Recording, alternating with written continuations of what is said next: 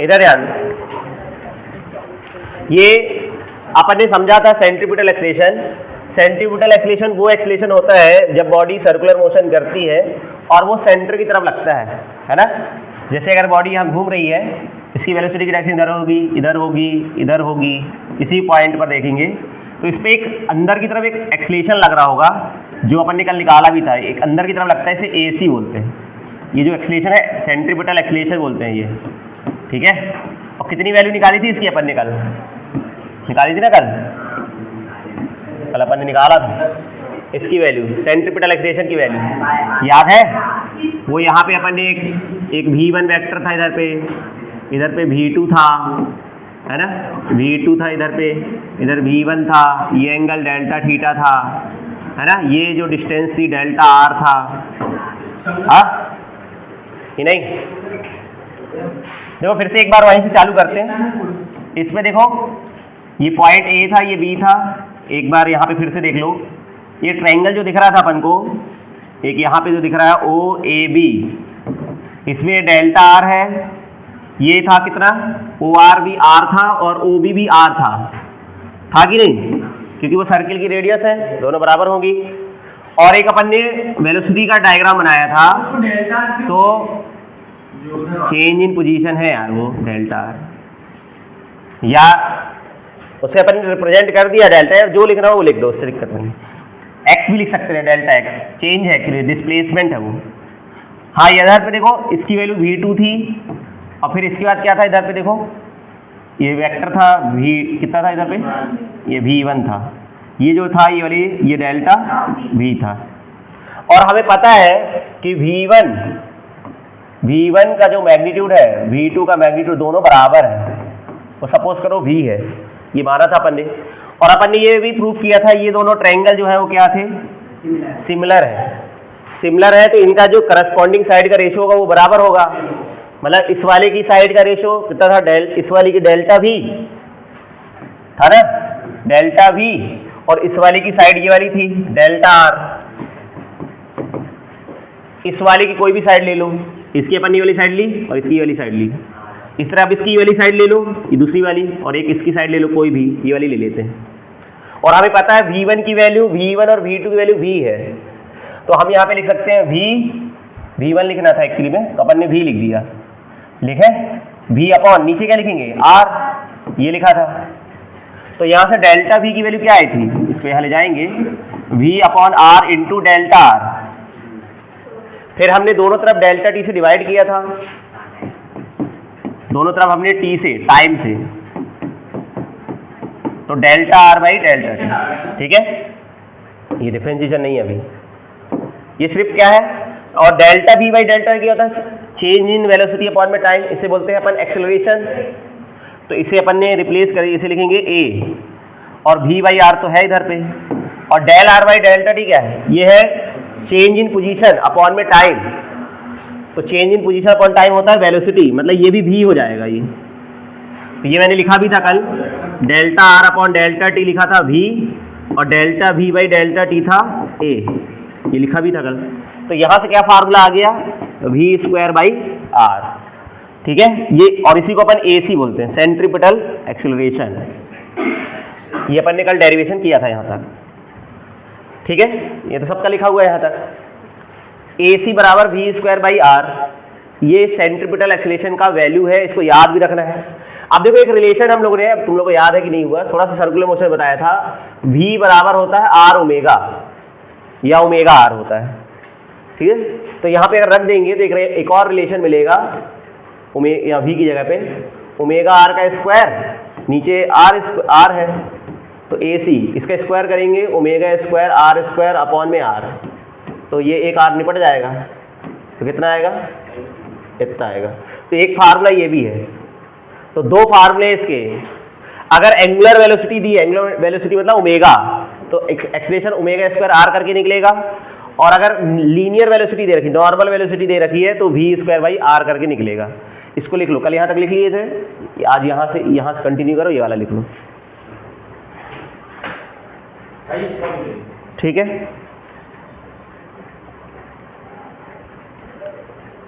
अरे वीडियो डाल देता हूँ, ऐसे ही मैं डाल दूंगा ये। हाँ, अपने घर में थोड़ा ना रखता हूँ, देख लेना। कल वाली भी डाल दूंगा, तो वो देख लेना, उसमें कल का ये। ये वाला केस इसलिए है जब एलसीडी किसमें दी हो, ये जो दूसरा वाला एक्सेलरेशन का फार्मूला है वाला कब यूज होगा, ये वाला जब एंगुलर वेलोसिटी दी रहेगी ओमेगा। भैया व्हाट्सएप पे इतनी बड़ी फाइल नहीं जाती होगी, 5 GB की फाइल बनती है।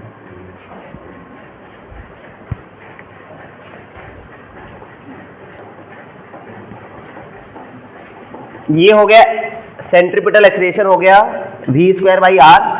ये v का क्या होता है, इसको बोलते हैं लीनियर वेलोसिटी या रैखिक वेग बोलते हैं, और ओमेगा को अपन बोलते हैं एंगुलर वेलोसिटी या फिर कोणीय वेग बोलते हैं। ये तुम लोग पढ़े नहीं हो, मैं पढ़ाया था एक बार, इसलिए अभी शायद थोड़ा समझ में ना आया ओमेगा। लेकिन ठीक है, अभी ये पढ़ाई जब रोटेशनल मोशन पढ़ाऊंगा तो वहां बताऊंगा, तो एक बार समझ में आ जाएगा। अभी तो फिलहाल आगे बढ़ते हैं। अब देखो इधर इसके बाद आता है सेंट्रीपिटल फोर्स। सेंट्रीपिटल फोर्स मतलब मैंने ये बताया था, जो सेंटर की तरफ लग रहा हो, एक्चुअली में एक्सीलरेशन आ रहा है फोर्स के कारण ही आ रहा होगा, तो ये जो अंदर की तरफ फोर्स लग रहा है, क्योंकि अगर ये फोर्स नहीं लगता तो ये तो बॉडी तो इधर से सीधे चली जाती ना। ये जो फोर्स लग रहा है यही तो इसको घुमा रहा है, इसकी वेलोसिटी की डायरेक्शन को चेंज कर रहा है। क्योंकि अगर ये फोर्स नहीं होता, जैसे ये क्यों आता है, जैसे मैंने बताया था रस्सी वगैरह से पत्थर बांध के घुमाते हैं ना, तो यहाँ पर टेंशन लगती है, टेंशन अंदर की तरफ सेंट्रीपिटल फोर्स प्रोवाइड करती है।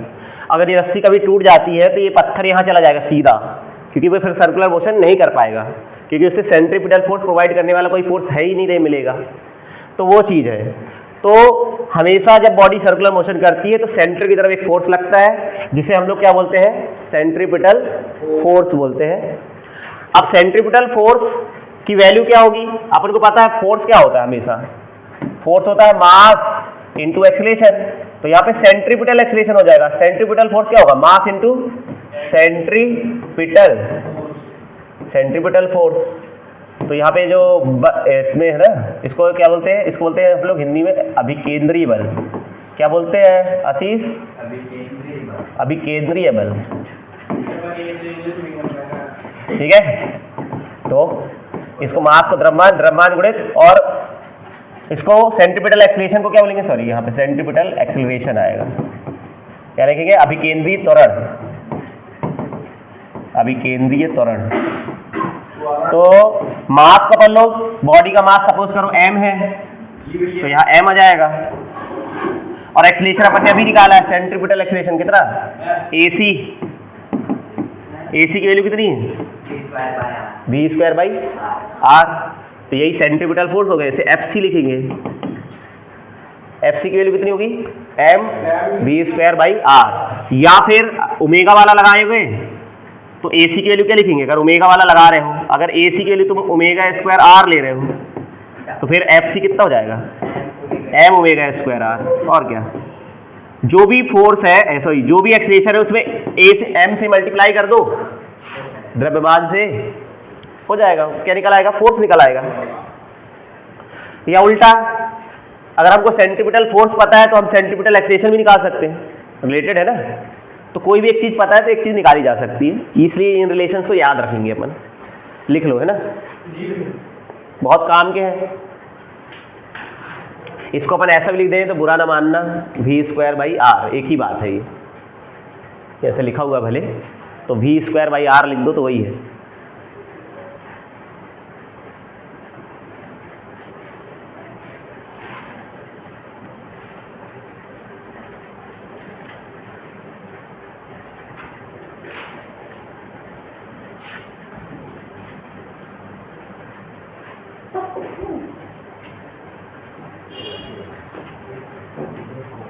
लिख गया,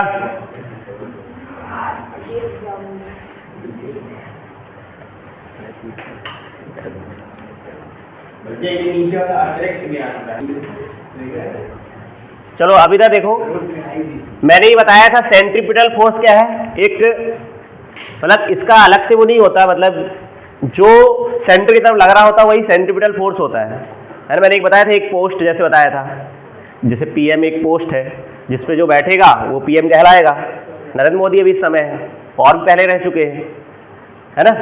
तो वैसे ही सेंट्रीपिटल फोर्स जो सेंटर की तरफ लग रहा होगा वो सेंट्रीपिटल फोर्स, जैसे रस्सी से अगर पत्थर को बांध के घुमा रहे जो टेंशन लगती है अंदर की तरफ, उस समय टेंशन किसके बराबर हो जाती है? सेंट्रीपिटल फोर्स के बराबर। मतलब वहां पे T बराबर mv²/r हो जाएगी। mv²/r टेंशन के बराबर हो जाएगा। मतलब टेंशन ही क्या हो जाएगा? सेंट्रीपिटल फोर्स हो जाएगा। सेंट्रीपिटल फोर्स अलग से कुछ फोर्स नहीं होता, जो सेंटर की तरफ लगता है वो सेंट्रीपिटल फोर्स हो जाता है। ऐसे ही अर्थ जो घूम रही है, पृथ्वी हमारी सूर्य के चारों चक्कर लगा रही है ना, तो सेंटर की तरफ क्या लगता है? Gravitational force.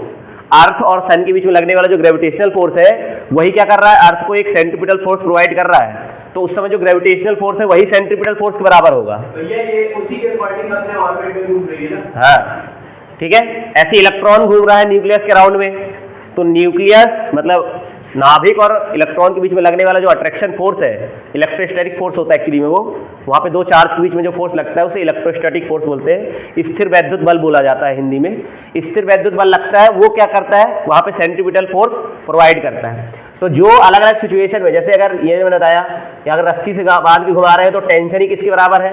Centripetal force. मतलब T बराबर हो जाएगा mv²/r। और अगर जैसे यहाँ पे सूर्य वो कर रहे थे, सन है ये, और यहाँ पे अर्थ घूम रही है, तो यहाँ पे जो ग्रेविटेशनल फोर्स लग रहा होगा इन दोनों के बीच में, Fg बोल दे अपन, ग्रेविटेशनल फोर्स, तो यहाँ पर Fg किसके बराबर हो जाएगा? Fg हो जाएगा mv²/r के। यहाँ पे टेंशन किसके बराबर होगा? mv²/r के। ऐसे इलेक्ट्रॉन घूम रहा है, यहाँ पे अगर इलेक्ट्रॉन ले लें, ये न्यूक्लियस है मान लो, ठीक है, न्यूक्लियस में पॉजिटिव चार्ज होता है, तो ये इन दोनों के बीच में अट्रैक्शन फोर्स लग रहा है, इसे F इलेक्ट्रिक फोर्स बोलेंगे। तो इलेक्ट्रिक फोर्स जो होगा यहाँ पे mv²/r हो जाएगा। ठीक है, तो ये अलग अलग सिचुएशन है, अलग अलग जगह पे ये हमको देखने को मिलेंगे। अलग से सेंट्रीपिटल फोर्स ऐसे निकले को नहीं मिलेगा ना, वही जो यहाँ पे लग रहा है वही सेंट्रीपिटल फोर्स है। समझ आया कि नहीं आया? अब तुम लोगों ने पढ़ा होगा ग्रेविटेशनल फोर्स कितना लगता है, याद है? इसका मास अगर m1 मान ले, इसका मास m2 मान लेंगे तो कितना होता है? Gm1 m2 पढ़ा होगा तुम लोगों ने, Gm1 m2/r स्क्वायर। अभी पढ़ेंगे, खैर अभी आएगा ये वाला चैप्टर पूरा ग्रेविटेशन वाला। ये वाला लिखे हैं ना, ये डायग्राम बना लो, ये तीनों।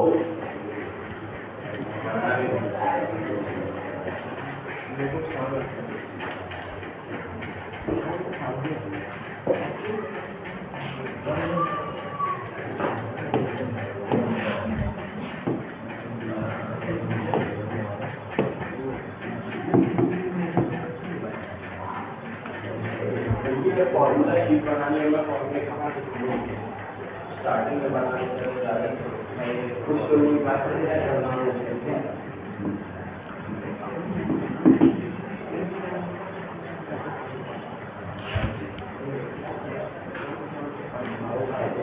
बड़े लोग क्या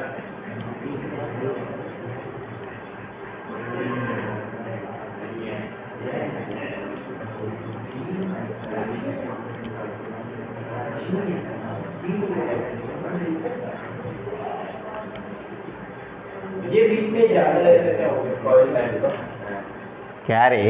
कॉइल यूज कर सकते हो आप सेकंड वाला। अरे वो ऐसे बना दिया यार मैंने, अब एग्जैक्ट थोड़ा बना रहा। लिख ले बस वहाँ सन, एस लिख ले, सन है उधर पे। अब मैं सन को थोड़ा ना बनाऊंगा। चलो देखो आगे बढ़े अपन। अब देखो इनके यूजेस कुछ है सर्कुलर मोशन के, अपन कहाँ कहाँ देखने को मिलता है ये सेंट्रीपिटल फोर्स या जो भी अपन को मिलता है। तो सबसे पहले देखो कुछ जैसे circular motion with a variable, अच्छा एक चीज और देख लो फिर इसके बाद आगे बढ़ते हैं। Circular motion with variable speed, अगर अभी तक क्या मान रहे थे अपन, ये जो बॉडी घूम रही थी इसकी स्पीड सेम थी, है ना? मतलब यहाँ पर जो वेलोसिटी थी और यहाँ पर जो वेलोसिटी थी वो दोनों क्या थे? सेम थी। मतलब भले मैग्नीट्यूड दोनों का सेम था, लेकिन अगर ये भी चेंज हो जाए तो क्या होगा? मतलब यहाँ पे स्पीड अलग है, मान लो यहाँ 2 मीटर पर सेकंड है, यहाँ पे 2.5 मीटर पर सेकंड है, मतलब वेरिएबल स्पीड है। जब पत्थर घुमाते ना अपन शुरू में ऐसे बिल्कुल तेजी से घुमाते, शुरू में क्या करते हैं अपन उसको एक्सीलरेट करते हैं, तो उसमें अपन वेलोसिटी चेंज करते हैं हर समय। तो इस समय अगर वेलोसिटी चेंज हो रही है, मतलब वेरिएबल एक्सीलरेशन है, तो इसमें ना वेरिएबल स्पीड है तो इसमें 2 एक्सीलरेशन और आ जाएंगे। एक तो ये वाली स्पीड में एक्सीलरेशन होगा, एक सेंटर की तरफ तो लगेगा, मतलब 2 एक्सीलरेशन होंगे। एक लीनियर एक्सीलरेशन, वेलोसिटी किस रेट से चेंज हो रही है जो अपन जानते हैं सिंपल वाला एक्सीलरेशन, तो यहाँ पर एक्चुअली में 2 एक्सीलरेशन आ जाते हैं। जब बॉडी में वेरिएबल स्पीड है ना, तो अगर नॉर्मल स्पीड रहेगी तो एक एक्सीलरेशन तो रहेगा। देखो सर्कुलर मोशन में एक एक्सीलरेशन हमेशा रहता है, वो है सेंट्रीपिटल एक्सीलरेशन। उसके बिना तो सर्कुलर मोशन पॉसिबल है ही नहीं।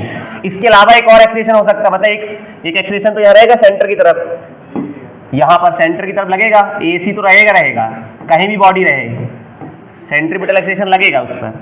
लेकिन अगर वेरिएबल स्पीड है, स्पीड भी चेंज हो रही है बॉडी की, तो यहाँ पे एक और एक्सीलरेशन आता है, उसे AR बोलते हैं, उसे रेडियल एक्सीलरेशन बोला जाता है कि वेलोसिटी किस रेट से चेंज हो रही है वो वाली। तो अगर वेलोसिटी चेंज हो रही है तो यहाँ पे एक और एक्सीलरेशन आ जाता है, रेडियल एक्सीलरेशन बोलते हैं, वो इधर आएगा वेलोसिटी डायरेक्शन में। तो बताओ दो वेक्टर है परपेंडिकुलर है, तो इनका रिजल्टेंट क्या होता है? वेक्टर का ऐड करना सीखा अपन ने? ये दो वेक्टर है, इसी को सीधा करके बना लो, कोई ये वाला बना लेते हैं। ऐसे दो वेक्टर है, एक AR इधर है और AC इधर है। दो वेक्टर अगर परपेंडिकुलर हैं तो उनका रिजल्टेंट क्या होता है? याद है फार्मूला? हाँ, 0। अपन ने याद है अंडर रूट फार्मूला सीखा था, A² B² + 2AB cos theta.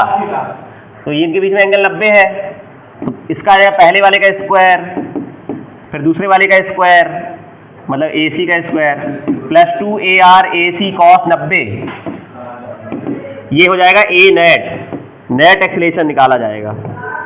Under root ये तो 0 हो जाएगा क्योंकि इस cos 90 0 होता है, ये पूरा 0 हो जाएगा। तो आंसर कितना आएगा? ये। तो इस समय नेट एक्सीलरेशन ऐसे लिखा जाता है, ठीक है। जब दो एक्सीलरेशन अवेलेबल रहेंगे और उसमें ये वाला एक्सीलरेशन भी है रेडियल, ठीक है, एक तो सेंट्रीपिटल वाला है और एक है रेडियल, जो रेडियस के मतलब एक परपेंडिकुलर ऐसा लग रहा है इस डायरेक्शन में, इसको टेंजेंशियली बोलते हैं। कई लोग AT भी लिखते हैं,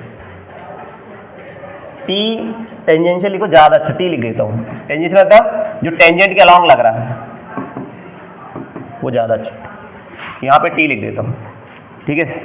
लिख लो इसको तुम लोग। ये वाला फॉर्मूला तब लगेगा जब ये अवेलेबल रहेगा, अगर नहीं है तो ये 0 होगा, और 0 होगा तो वही AC के बराबर होगा, सीधी सी बात है। अभी तक अपन इसको 0 कर दोगे तो A नेट की वैल्यू AC के बराबर आएगी ना? वो 0 तब होता है जब एंगल फाइंड करते हैं। नहीं, अच्छा वो डॉट प्रोडक्ट 0 होता है कदे, डॉट प्रोडक्ट 0 होता है, मैं रिजल्टेंट की बात कर रहा हूँ।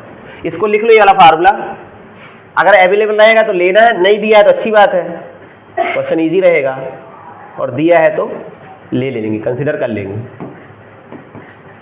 लेकिन मतलब नेट एक्सीलरेशन का फार्मूला ये होता है, इस पर दो एक्सीलरेशन लग रहे हैं और इसका नेट यहाँ कहीं होता है बीचों बीच, यहाँ कहीं भी देखोगे तो इधर नेट, ये A नेट है, ये A नेट की डायरेक्शन है।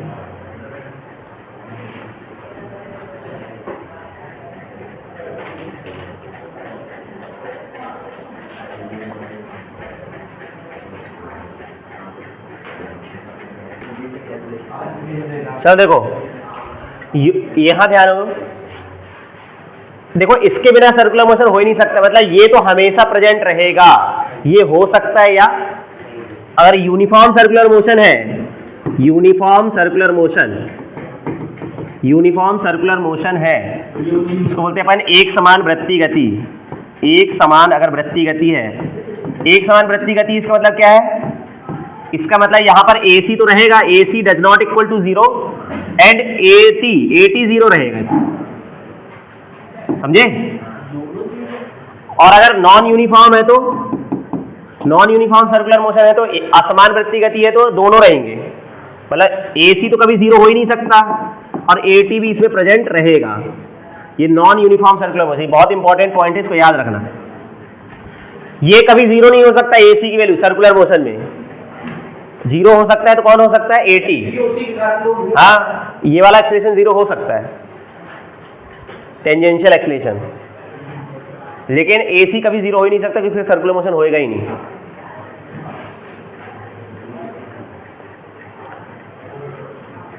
ठीक है, अभिकेंद्री त्वरण हर जगह रहता है, AC तो हमेशा प्रेजेंट रहेगा, अभिकेंद्री त्वरण, लेकिन ये वाला जो त्वरण है त्रिज्यी ऐसे बोलते हैं अपन, स्पर्शी जो त्वरण है, टेंजेंशियल एक्सीलरेशन जो है,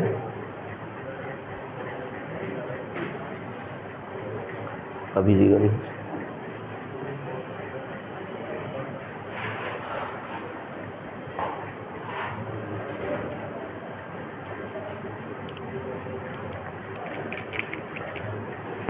ठीक है, आगे बढ़ते अपन। जनरली अपन को नहीं दिया रहता है ये वाला, तो अपन यही वाला केस मान के चलते हैं। यूनिफॉर्म सर्कुलर मोशन ही ज़्यादातर अपन पढ़ते हैं, बाकी जब अच्छे क्वेश्चन बनते हैं तो वो भी देता है। आगे बात करते, देखो अब इसके एग्जाम्पल जो अपन देखते हैं सर्कुलर मोशन के, या अपन जो यूज़ करते हैं यहाँ पे देखो, एक जो है अपन circular motion of a car in a level road. एक लेवल रोड है, वहाँ पे मान लो कोई टर्न है, प्लेन रोड है लेकिन टर्न है, होता है ना कई बार, सड़क पर चलते हैं तो टर्न होता है वहाँ पे, मान लो मोड़ है वहाँ पे, तो अपन कैसे करते हैं, अपन क्यों वहाँ पे एक सेफ लिमिट भी लिखी रहती है, स्पीड देखा है, लिखा जाएगा कि 40 मैक्सिमम स्पीड 40 km/h, मतलब 40 से ज़्यादा नहीं चलाना है। 40 से ज़्यादा चलाओगे तो क्या होगा, इस कर्व में तुम मुड़ नहीं पाओगे, तुम इधर निकल लोगे, इधर उधर कहीं खाई आई है तो गिर जाओगे, या कुछ भी है तो गिर जाओगे उधर। क्यों, क्योंकि यहाँ पे जो फ्रिक्शन है, जब अपन यहाँ चल रहे हैं ना, यहाँ पे फ्रिक्शन जो लग रहा है, ये फ्रिक्शन वहाँ पे है, इस चक्के पे फ्रिक्शन है, फ्रिक्शन लग रहा होगा, ये फ्रिक्शन हमें बाहर जाने से रोकता है, स्किड करने से रोकता है। हम जब टर्न कर रहे होते हैं तो एक्चुअली जो चक्के पे फ्रिक्शन लग रहा होता है अंदर की तरफ, अगर वो फ्रिक्शन नहीं होगा तो बाहर की तरफ चले जाओगे, ये अपनी गाड़ी कहाँ स्किड कर जाएगी, सेंटर, मतलब सर्कुलर मोशन नहीं हो पाएगा इधर। यहाँ पे एक ऐसा पाथ है, रास्ता है, अपन लोग इस सर्किल के बाहर चले जाएंगे इधर कहीं, अगर अपन यहाँ मुड़ नहीं पाए सेफली, तो उसके लिए कुछ लिमिट रहती है। तो कैसे निकलती है, तो उसके लिए अपन लोग निकालेंगे कि यहाँ पे फ्रिक्शन कितना अवेलेबल है, मैक्सिमम अपन को स्पीड निकालना, डिजाइन करते हैं जो इंजीनियर लोग, वो ऐसे डिजाइन करते हैं कि वहाँ फ्रिक्शन कितना है, उसके अनुसार अपन कितना स्पीड रख सकते हैं। अपने से नहीं लिख देते लोग 40, कैलकुलेशन होता है पूरा, है ना, कई जगह 40 होता है, कई जगह 30 होता है, कई जगह 25 होता है, उसके अनुसार डिजाइन करते हैं। तो कैसे निकलेगा वो, अपन ने मान लिया, कंसीडर अ कार, एक कार है, उसका वेट mg है, इस कार का टोटल मास है m, तो इसका वेट लगेगा mg नीचे की तरफ, और कांटेक्ट फोर्स कहाँ पे लगेगा, चक्के पे, ये गाड़ी कहाँ पे कांटेक्ट है, चक्के पे ही कांटेक्ट रहेगा, तो चक्के पे नॉर्मल रिएक्शन लगेगी, एक ऊपर की तरफ R1 और एक यहाँ पे लगेगी R2, दोनों चक्कों जहाँ पे कांटेक्ट होगा। तो अपन को पता है ऊपर तो बहुत कार जा नहीं रही है, कार तो यहाँ चल रही है हॉरिजॉन्टल में, ऊपर तो मोशन कर नहीं रही है, तो इस पर जो वेट होगा वो नीचे की तरफ लग रहा होगा, कार का वेट नीचे लग रहा होगा, और उसके चक्के पे क्या लग रही होंगी, नॉर्मल ऊपर की तरफ। तो horizontal direction, sorry vertical direction में तो फोर्स बैलेंस है, कार तो ऐसे चल रही है ना, तो ऐसे जब इधर बढ़ेगी तो टर्निंग पे, तो टर्निंग पे यहाँ पे ऐसे चल रही है, तो अपन लोग कह सकते हैं पहले वाले, देखो तो जो रिएक्शन लग रही है, अपन ने मान लिया एक कार है, उसका वेट mg है ना, going around a circular level road of radius r with the constant speed v, वो कांस्टेंट स्पीड v से जा रही है, व्हाइल टेकिंग अ टर्न, जब टर्न लेती है, अ tyre of a car tends to leave the सड़क, रोड को क्या करना चाहते हैं, छोड़ना चाहते हैं वो, लेकिन उसको रोकेगा कौन, अगर वहाँ पे कीचड़ वगैरह नहीं है, फ्रिक्शन अवेलेबल है प्रॉपर, तो टायर रोकने का प्रयास करेंगे, अगर इसलिए अगर चिकने होंगे तो फिर फिसल जाओगे।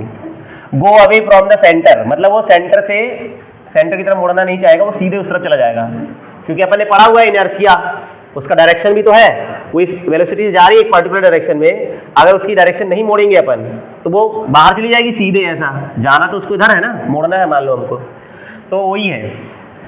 Consider the force of friction F1 and F2 act inward है ना, inward at the inner and outer tyre, मतलब जो F1 F2 है, इस वाले में फ्रिक्शन इधर लग रहा है F1, और इस पर कहाँ लग रहा है फ्रिक्शन F2, सेंटर की तरफ, कहीं ना कहीं उसका सेंटर होगा, उस कर्व का एक सेंटर होगा, वो हमें नहीं पता रहता, वो डिजाइन होता है ऐसा, है ना। तो यहाँ से इस पर पहले वाले चक्के पे फ्रिक्शन इधर लग रहा है, दूसरे वाले पे F, तो F1 F2 हमें अंदर की तरफ सेंट्रीपिटल फोर्स प्रोवाइड कर रहे हैं, और F1 की वैल्यू कितनी होगी, हमें पता है F की वैल्यू होती है F = μr होता है कि नहीं होता, ये अपन ने पढ़ा ना, F = μr, तो पहले वाले पे फ्रिक्शन कितना लिखा जाएगा,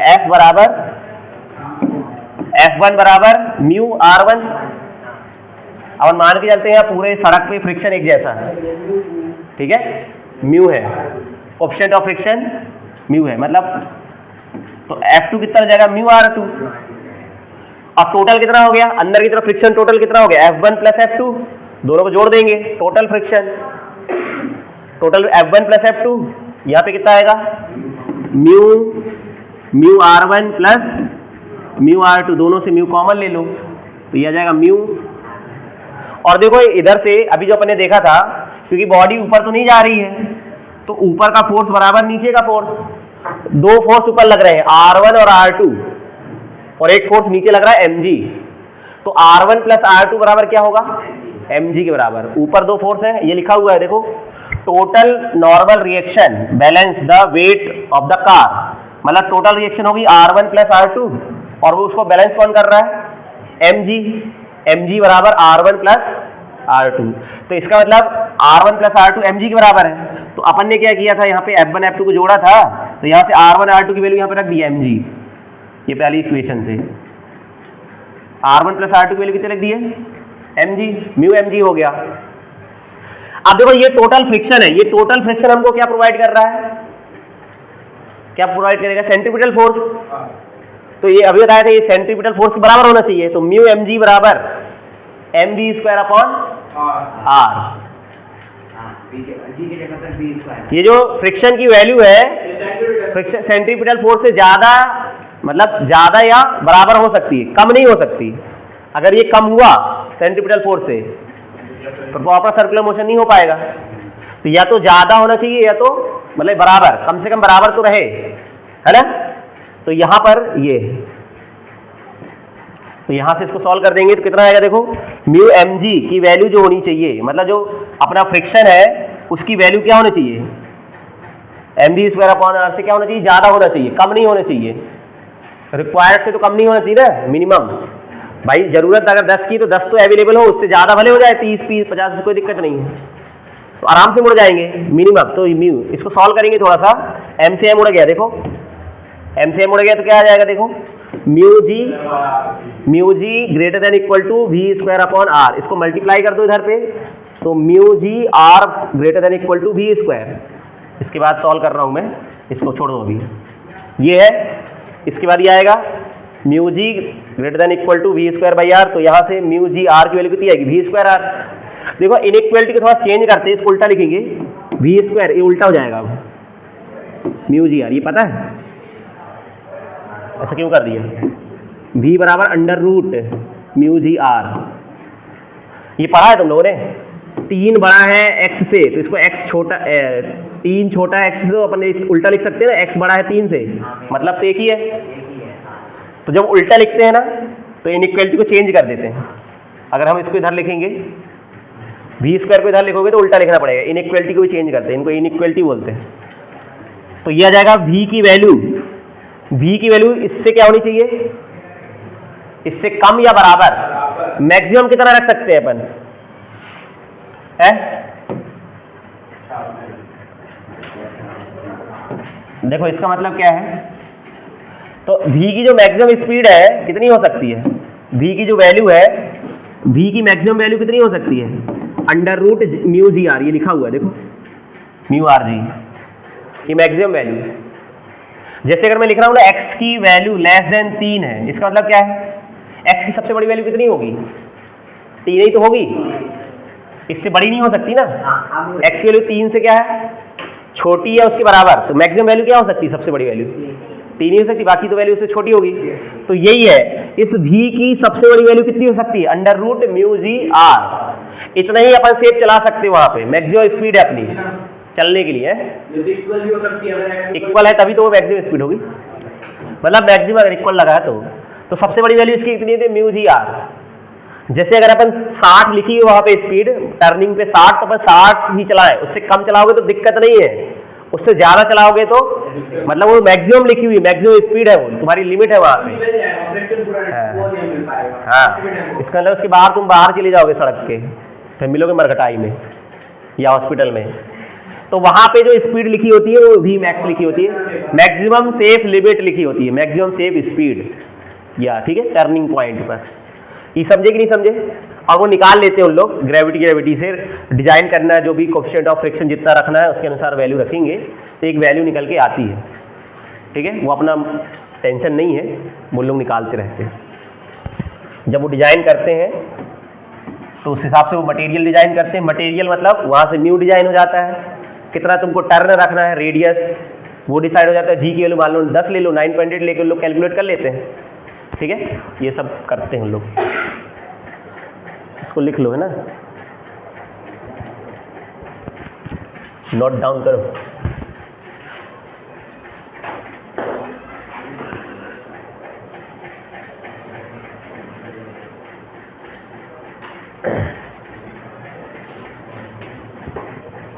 इस समझ में आया कुछ नहीं आया? लास्ट क्वेश्चन में बता। हाँ बताओ। इनइक्वालिटी में हाँ नहीं इनइक्वालिटी ठीक है वो आगे समझ में, उसके पहले वो वहाँ पे क्या चाहिए? ये है ना म्यू एम जी वो है उसके ऊपर वाली म्यू एम जी, ये जो फ्रिक्शन है ना, फ्रिक्शन की वैल्यू सेंट्रीपिटल फोर्स के बराबर या उससे ज़्यादा होनी चाहिए, कम नहीं होनी चाहिए। ज़्यादा हो जाए चल जाएगा ना, कम नहीं होना चाहिए ना। फ्रिक्शन ज़्यादा हो जाए सेंट्रीपिटल फोर्स से कोई दिक्कत नहीं है। तो इसलिए ये जो वैल्यू है हमारे पास, जो फ्रिक्शन आया है, उसकी वैल्यू सेंट्रीपिटल के फोर्स से ज़्यादा या बराबर होनी चाहिए, कम नहीं होनी चाहिए। तो उससे अपन ने कंडीशन डेवलप की है कि ये इधर पे आया, ये म्यू एम से एम काट दिया मैंने, तो mu g v square by r, यहाँ से मुझे वी की वैल्यू चाहिए एक्चुअली में, तो वी की वैल्यू चाहिए तो इसको मैंने यहाँ मल्टीप्लाई कर दिया, आर को यहाँ मल्टीप्लाई कर दिया ना, इस आर को यहाँ मल्टीप्लाई कर दो, mu g r greater than equal to v square. अब मैंने उल्टा लिखा, मुझे वी की वैल्यू चाहिए तो वी को मैं इधर कर लिखूंगा इस तरफ, तो इनइक्वालिटी भी चेंज करनी पड़ती, नहीं समझे?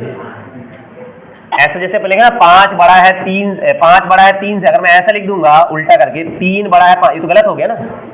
अगर मैं 3 को यहाँ लिखूंगा तो फिर इनइक्वालिटी को भी चेंज करना पड़ेगा, यहाँ लिखेंगे 3 छोटा है 5 से, इनइक्वालिटी का रूल ये होता है। तो जब ये इसको इधर करोगे, इसको इधर करोगे, इक्वल में कोई दिक्कत नहीं होता कि 3 बराबर x है तो x बराबर 3, एक ही बात है, आगे पीछे लिखने से फर्क नहीं पड़ता। इक्वलिटी में, इनइक्वलिटी में चेंज करना पड़ता है साइन, तो इसलिए चिन्ह उल्टा हो गया अब, क्योंकि मैंने v को इस तरफ लिख दिया है। तो अब अंडर रूट कर दो तो मैक्सिमम स्पीड इतनी आ जाएगी।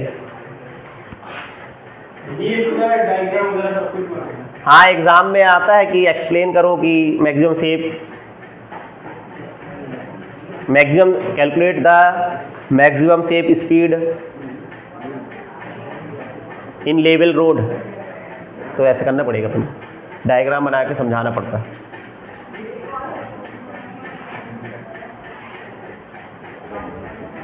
ये